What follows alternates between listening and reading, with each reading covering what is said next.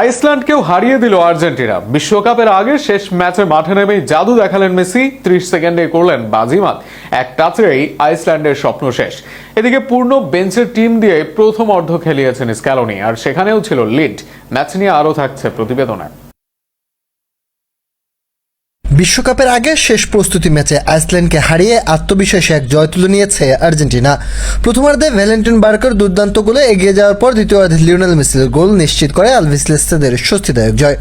ম্যাচের শুরুতেই চমক দেখানোর সুযোগ পেয়েছিল আইসল্যান্ড। একেবারে কাছ থেকে পাওয়া সুবর্ণ সুযোগ কাজে লাগাতে না পারায় এগিয়ে যাওয়া হয়নি ইউরোপীয় দলটির।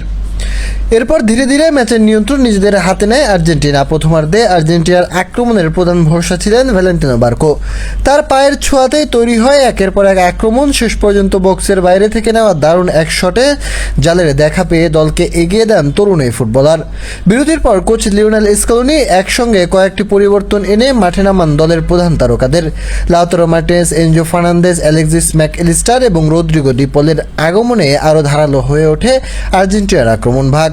61তম মিনিটে ব্যবধান দ্বিগুণ করার দারুণ সুযোগ পেয়েছিল অ্যালেক্সিস ম্যাকঅ্যালিস্টার, তবে তার শট পোস্টে লেগে ফিরে আসে। 6 মিনিট পর একই ভাগ্য বরণ করেন লাউতারো মার্টিনেজ। তার শক্তিশালী শটও ক্রসবারের আঘাত হেনে ফিরে আসে।